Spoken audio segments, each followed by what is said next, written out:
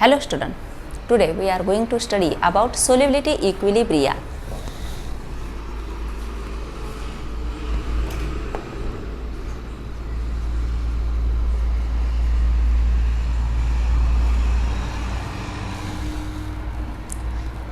We know that strong electrolyte means the substances, that is acids, bases or salts, those are completely soluble in the solvent known as strong electrolyte. Weak electrolyte, the substances, those are dissociates incompletely in given solvent at a given temperature known as weak electrolyte. For example, acetic acid, formic acid, then bases like NH4OH are weak electrolyte.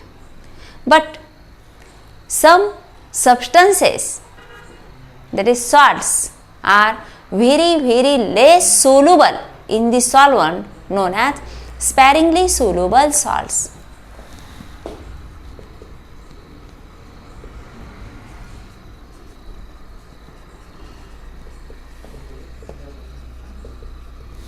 Sparingly soluble salts or sparingly soluble substances, they are when dissolved in the solvent, they are very less dissociated.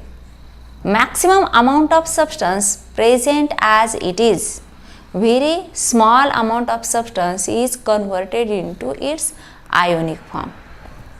For example, PbI2, Ca3, PO4 twice, AgCl, CaF2, BaSO4. These are the substances are dissolved in water in very less extent.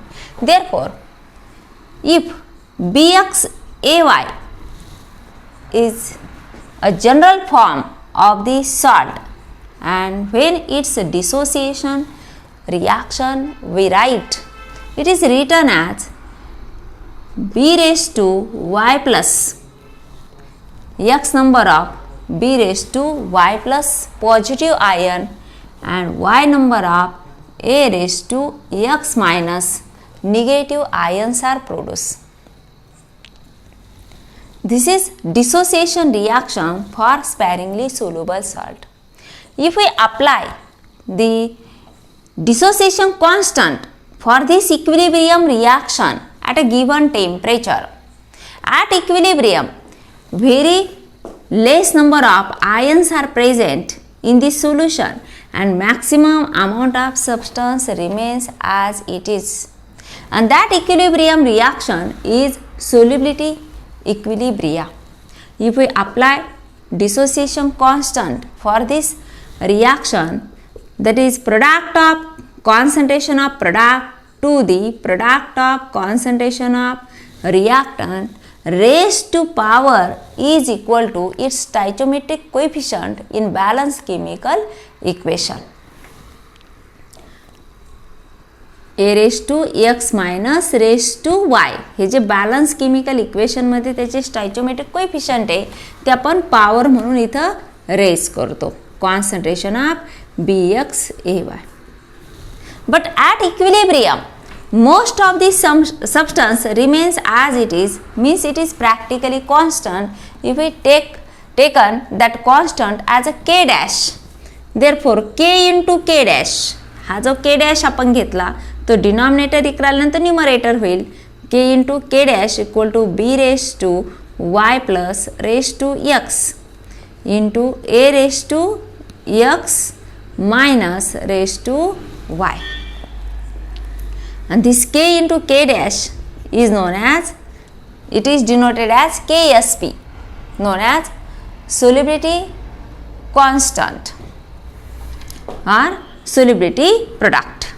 Ksp is the solubility product, b raised to y plus raised to x and a raised to x minus raised to y. This is Ksp is known as solubility product.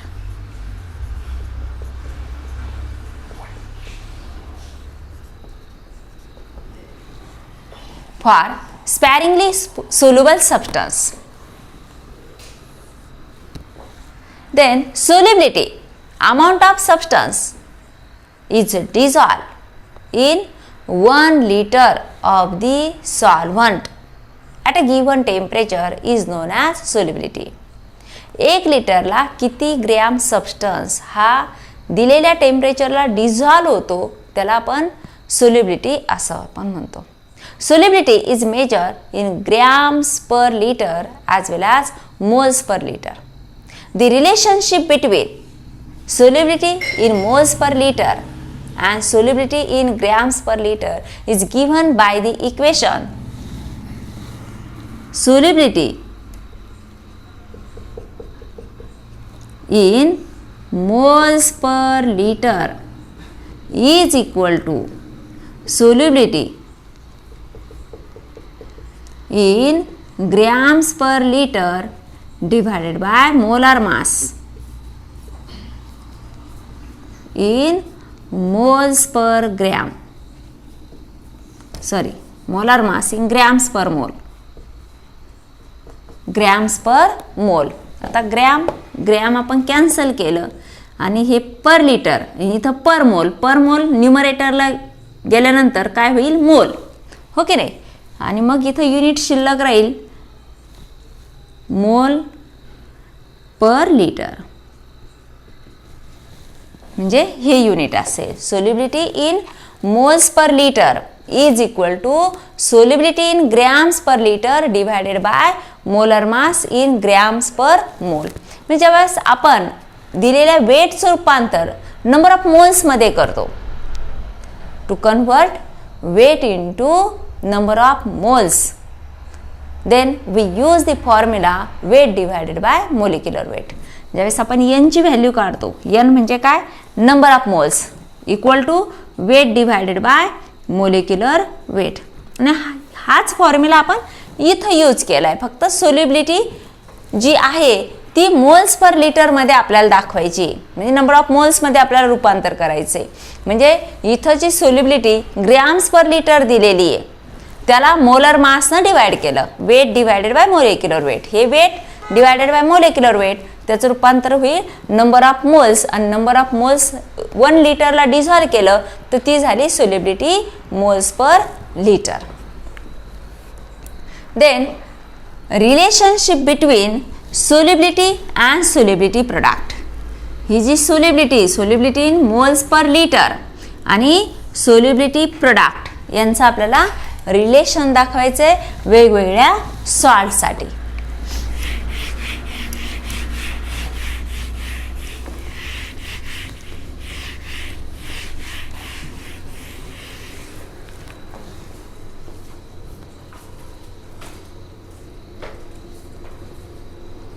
Relationship between solubility and solubility product.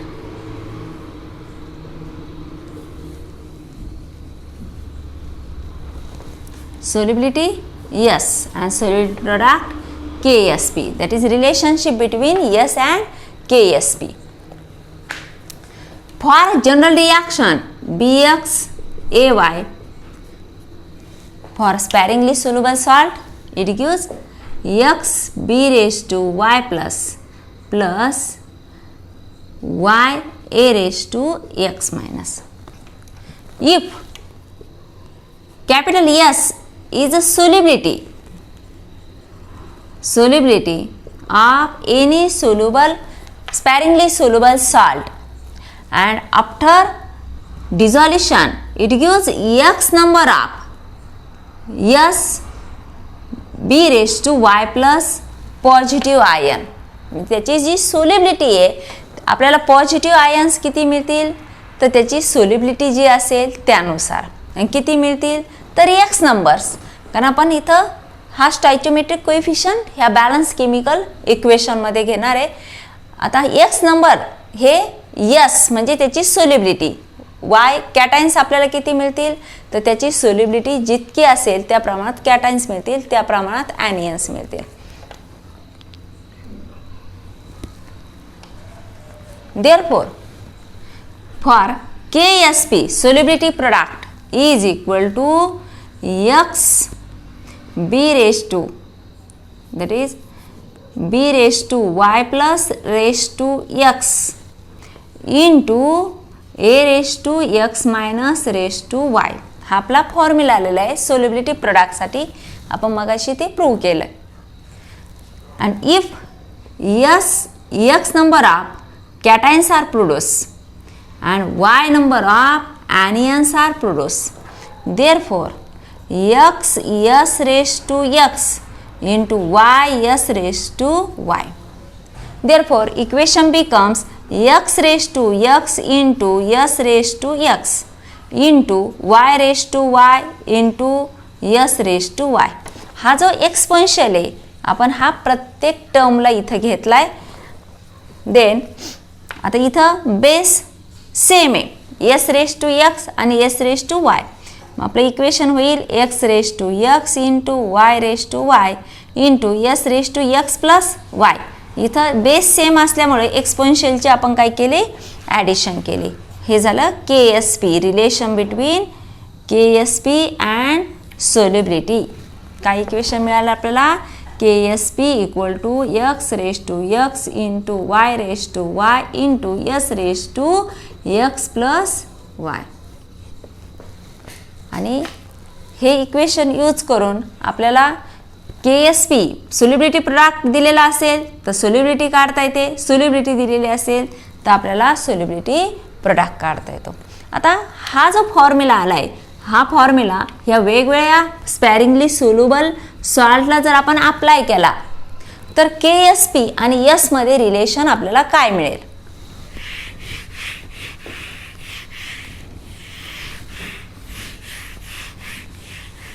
For example for PbI2,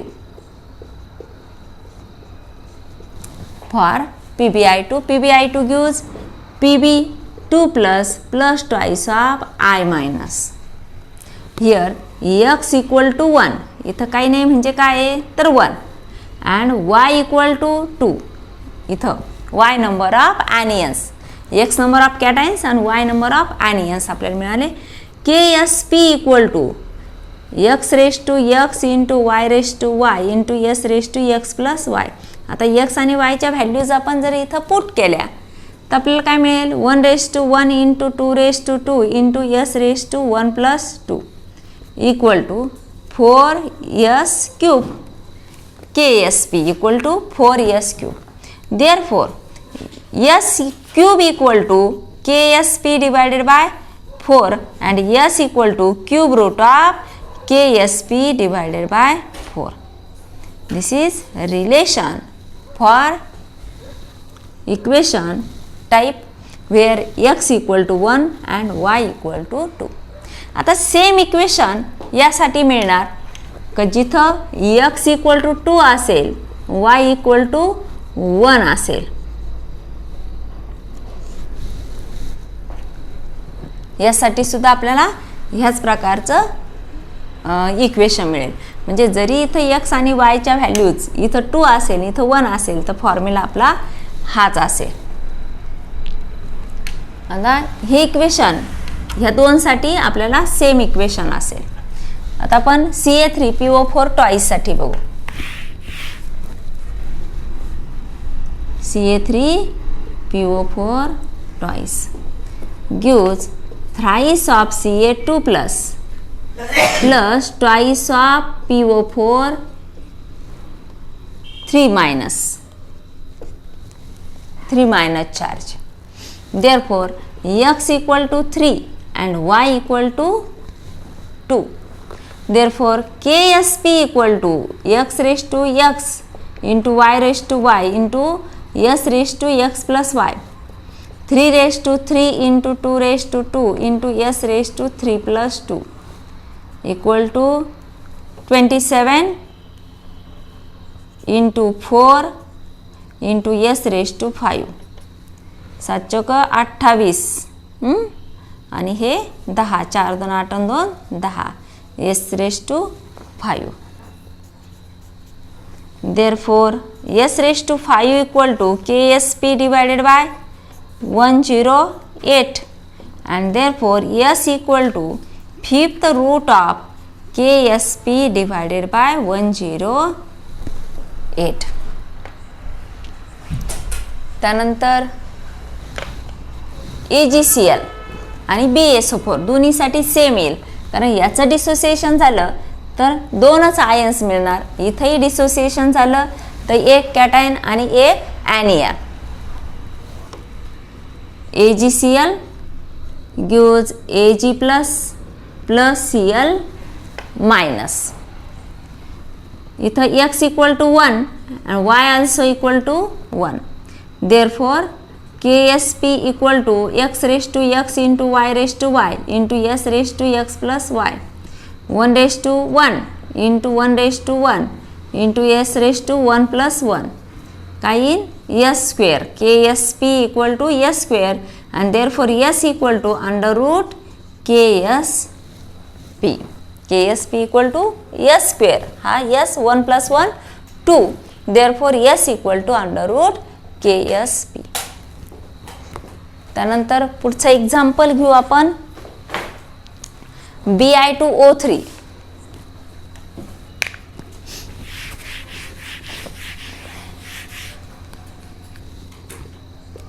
Bi2O3 bismuth oxide. It is dissociated as twice of Bi3 plus thrice of O2 minus. Okay, total positive charges is equal to total negative charges. Therefore x equal to 2 and y equal to 3.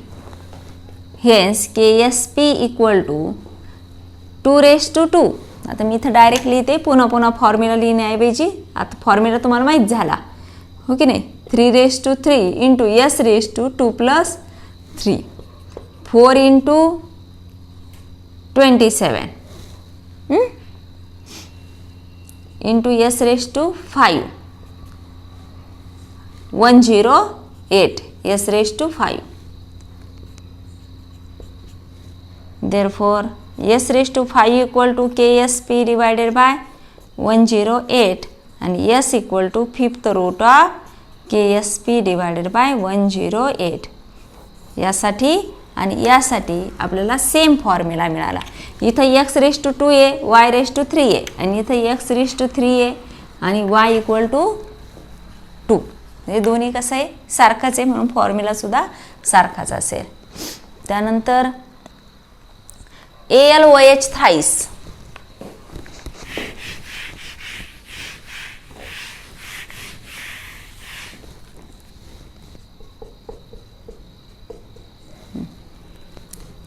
Gives Al3 plus thrice of OH minus. X equal to 1 and y equal to काय आलं तर 3. KSP equal to 1 raised to 1 into 3 raised to 3 into s raised to 1 plus 3 equal to 27 s raised to 4. And hence s raised to 4 equal to KSP divided by 27 and therefore s equal to 4th root of KSP divided by 27. आपल्याला हे formula आपण कुठल्या सॉल्टसाठी आपण use करणार आहे, कुठल्या कंपाऊंडसाठी use करणार आहे, त्यानुसार आपलं relationship between s and KSP असणार आहे.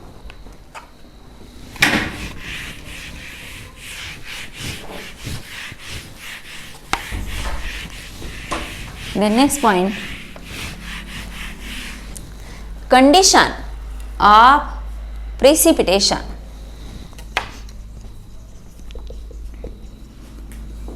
Conditions for precipitation.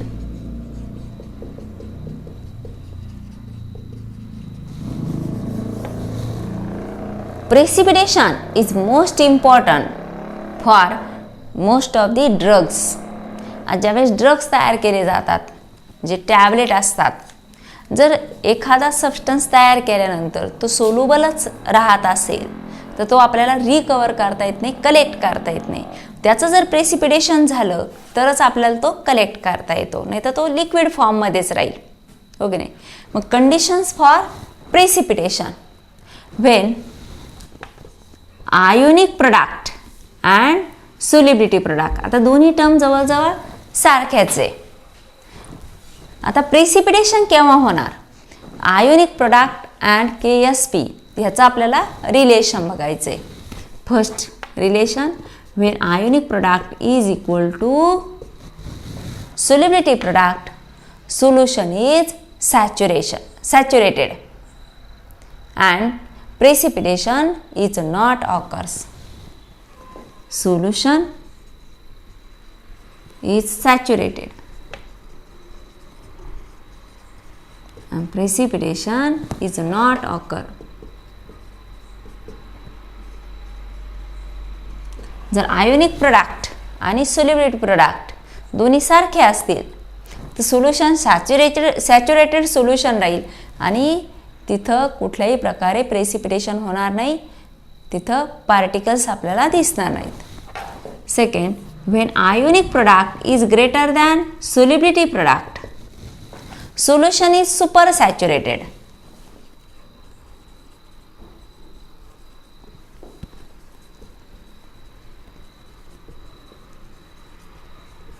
Solution is supersaturated and precipitation takes place.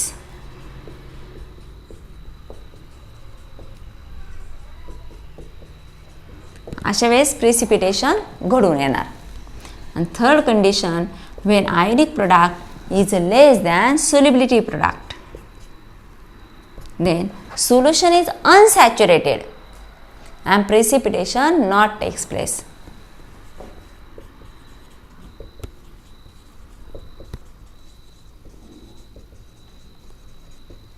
Solution is unsaturated and precipitation not takes place.